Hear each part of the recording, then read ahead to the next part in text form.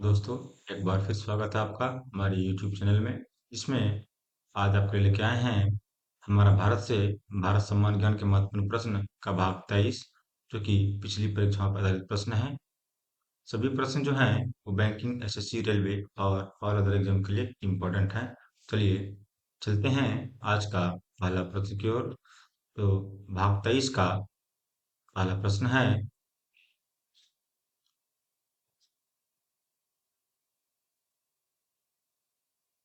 कावेरी नदी गिरती है। देखिए, कावेरी नदी जो है कहाँ पे गिरती है? कावेरी नदी बंगाल की खाड़ी में जाके गिरती है। कहाँ पे गिरती है? बंगाल की खाड़ी में। ठीक है, ध्यान रखिएगा। अगला प्रश्न हमारा है, खैबर का दर्रा। खैबर का दर्रा कहाँ है? खैबर का दर्रा जो है वो हमारा पड़ोसी देश पाकिस्तान में है। कहाँ पे है? पाकिस्तान में स्थित है खैबर का दर्रा। याद रखिएगा, ऐसे प्रश्न अक्सर पूछे जाते हैं। जिन प्रश्नों के आंसर आपको पहले से पता है उसे आप कमेंट में अवश्य करेंगे, तथा जिन प्रश्नों के आंसर आपको पता ना हो उसे आप नोट कर लेंगे। चलिए चलते हैं अगला प्रश्न की ओर। अगला प्रश्न हमारा है, निम्नलिखित में कौन सा दर्रा हिमाचल प्रदेश में स्थित है? हिमाचल प्रदेश में कौन सा दर्रा स्थित है? वह है जलप्पा दर्रा। कौन सा है? जलप्पा दर्रा जो है हिमा हिमाचल प्रदेश में स्थित है। ठीक है, चलिए चलते हैं अगला प्रश्न की ओर। अगला प्रश्न हमारा है, त्यागराज आराधना त्योहार कहाँ मनाया जाता है? त्यागराज आराधना त्योहार जो है वो तंजावुर में मनाया जाता है। Option number D, Thanjavur. चलते हैं अगला प्रश्न की ओर। अगला प्रश्न हमारा है, बिहू किसका प्रमुख त्योहार है? बिहू जो है, बिहू असम का है। कोई भी नृत्य या कोई भी त्योहार के मुख से आएगा, उसमें बिहू लगा रहेगा, तो वो असम हो जाएगा। असम को टिक कर देना है। ठीक है, चलिए चलते हैं अगला प्रश्न की ओर। अगला प्रश्न है, हजरत ईसा मसीह को सूली पर किस दिन चढ़ाया गया था? देखिए, ईसा मसीह को सूली पर कब चढ़ाया गया था? गुड फ्राइडे के दिन। आज भी जो लोग ईसाई धर्म को मानते हैं वो गुड फ्राइडे के दिन ईसा मसीह के याद में ये उस दिन को गुड फ्राइडे के रूप में मनाते हैं। ठीक है, अगला प्रश्न चलते हैं। अगला प्रश्न हमारा है, तो ईद उल जुहा किसकी याद में मनाया जाता है? देखिए, ईद उल जुहा जो है वो किसकी याद में मनाया जाता है? जो मनाया जाता है हजरत इब्राहिम की याद में मनाया जाता है। हजरत इब्राहिम। ठीक है, लिखिएगा। अगला प्रश्न हमारा है, बिहार का मुख्य त्योहार कौन सा है? बिहार का जो सभी बिहारियों का प्रमुख त्योहार जो है ये छठ का त्योहार है। ये सूर्य भगवान का त्योहार है। सूर्य को लोग सूप से नारियल और तरह तरह के व्यंजन पकवान वगैरह रख के सूर्य को अर्घ देते हैं। ये बिहार का प्रमुख ही त्योहार है, छठ बोलते हैं। ठीक है, ऑप्शन नंबर बी। अगला प्रश्न हमारा है, पारसी नववर्ष दिवस कहलाता है। पारसी नववर्ष दिवस जो है उसको नवरोज कहते हैं। ये पारसियों का, जैन धर्म वाले का ये त्योहार होता है। नवरोज नहीं, नववर्ष होता है। ठीक है, अगला प्रश्न हमारा है, छठ पर्व में किस देवता की पूजा होती है? देखिए, अभी तो दोपहर बताए थे, छठ पर्व में भगवान सूर्य यानी सूर्य देवता की पूजा होती है। उसको अर्घ देते हैं हम लोग। सबसे पहला प्रथम दिन जो होता है वो डूबते हुए सूर्य को अर्घ देते हैं, और फिर सुबह में उगते हुए सूर्य को अर्घ देते हैं। ठीक है, चलिए चलते हैं अगला प्रश्न की ओर। अगला प्रश्न हमारा है,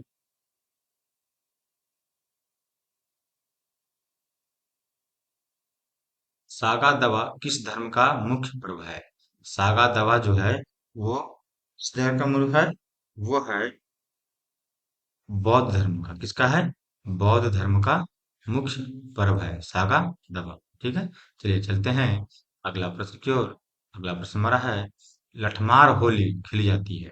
लठमार होली जो है वो सबसे अधिक फेमस है मथुरा के लिए। मथुरा में लठमार होली खेली जाती है। ठीक है, अगला प्रश्न हमारा है,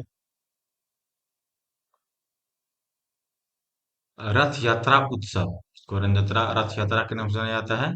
रथ यात्रा उत्सव जो है वो कहाँ मनाया जाता है?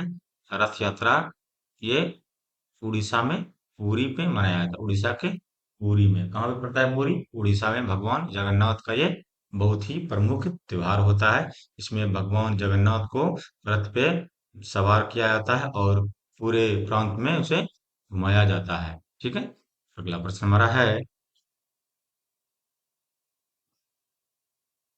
नौरोज त्योहार।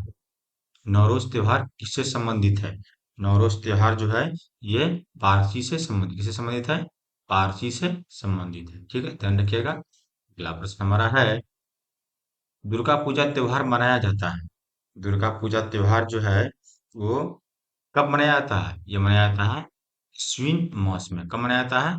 अश्विन मास में मनाया जाता है। ठीक है, एक दुर्गा पूजा होता है, इसको चैत मास में भी मनाया जाता है, इसको चैती दुर्गा कहते हैं। लेकिन ये जो मुख्य रूप से दुर्गा पूजा जो होती है ये आश्विन मास में मनाया जाता है। ठीक है,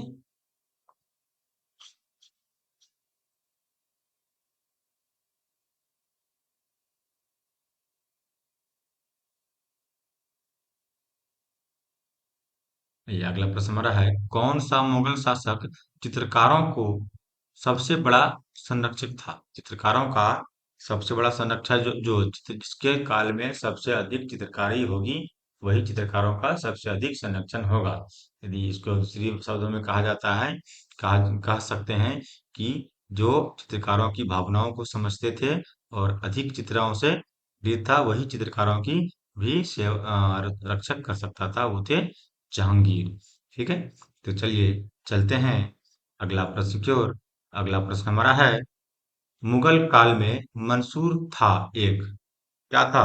मुगल काल में मंसूर जो एक महान चित्रकार था, कौन था? मंसूर एक महान चित्रकार थे। Option number C. तो चलिए चलते हैं अगला प्रश्न की ओर। अगला प्रश्न हमारा है, महाराष्ट्र और कर्नाटक में पश्चिमी घाट का क्या कहलाते थे? महाराष्ट्र और कर्नाटक में जो है पश्चिमी घाट वो सहयात्री के नाम से जाने जाते, किसके नाम से? सहयात्री के नाम से जाने जाते थे। ठीक है, चलिए चलते हैं अगला प्रश्न की ओर। अगला प्रश्न में है, अ, अगला प्रश्न है, कोडाई कनाल किस पर्वत श्रृंखला पर स्थित है? ये कोडाई कनाल जो है वो पालनी पर्वत श्रृंखला, किस पे? पालनी पर्वत श्रृंखला पे स्थित है। ठीक है, अगला प्रश्न चलते हैं। अगला प्रश्न हमारा है, छोटा नागपुर पठार की सबसे ऊंची चोटी कौन सी है? छोटा नागपुर पठार की सबसे ऊंची चोटी जो पारसनाथ है वो झारखंड राज्य में है। झारखंड राज्य के गिरिडीह जिले में स्थित है पारसनाथ पहाड़। ये भी, यहाँ पे भी जैन धर्म के ज्यादातर तीर्थंकर आते हैं और लोग टूरिज्म के लिए भी ऐसे स्थान पर घूमने के लिए जाते हैं। ठीक है, चलिए चलते हैं अगला प्रश्न की ओर। अगला प्रश्न हमारा है, छोटा नागपुर पठार है। देखिए छोटा नागपुर पठार एक क्या है? एक संप्राय भूमि है। क्या है? संप्राय एक भूमि है। ठीक है, छोटा नागपुर का पठार।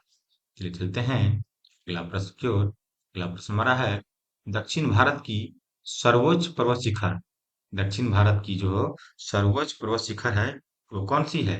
वो है अनामुदी। कौन सी है? अनामुदी दक्षिण भारत की सर्वोच्च पर्वत शिखर है। ऑप्शन नंबर ए, ध्यान रखिएगा। अगला प्रश्न हमारा है, अरावली एवं विंध्या सॉरी अरावली एवं विंध्य श्रृंखलाओं के मध्य में कौन सा पठार है? अरावली और विंध्य के मध्य में जो वो श्रृंखला है वो है मालवा का पठार। कौन सा है? कौन सा पठार है? वो है मालवा का पठार। ऑप्शन नंबर ए, ध्यान दीजिएगा। अरावली और विंध्य की बात कर रहा है, अरावली और विंध्य के बीच में मालवा का पठार स्थित है। ठीक है, चलिए चलते हैं अगला प्रश्न की ओर। अगला प्रश्न है, सिलवासा राजधानी है। देखिए सिलवासा जो है दादर एवं नगर हवेली की राजधानी है। दादर एवं नगर हवेली ये हमारा देश का ही केंद्र शासित प्रदेश में से एक है। ठीक है, अगला प्रश्न चलते हैं। अगला प्रश्न हमारा है, निम्नलिखित राज्यों में किसकी तटरेखा सर्वाधिक है? देखिए तटरेखा की बात हो रही है, किसकी सर्वाधिक है? तो सर्वाधिक तटरेखा गुजरात की है हाँ, ध्यान दीजिएगा, ये आप लोगों को पहले से ही पता होगा कि गुजरात राज्य की तटरेखा जो है सर्वाधिक है। ठीक है, अगला प्रश्न हमारा है, भारत का एकमात्र शीत मरुस्थल, भारत का जो एकमात्र शीत मरुस्थल है वो कहाँ पे स्थित है? वो स्थित है लद्दाख। कहाँ पे है? लद्दाख में स्थित है। Option number A. तो आज का हमारा ये जो भाग 22 था यहीं पे समाप्त होता है। सभी कॉम्पिटिटिव एग्जाम के लिए हमारे चैनल जो कि डिस्को क्लासेस के नाम से है उसे सब्सक्राइब करें और लाइक करें, अपने कमेंट करें, अपने दोस्तों के साथ शेयर करें और बेल का घंटी भी दबाएं ताकि हमारा आने वाला वीडियो आपको सबसे पहले प्राप्त हो। तब तक के लिए हमें आज्ञा दीजिए। धन्यवाद। जय हिंद।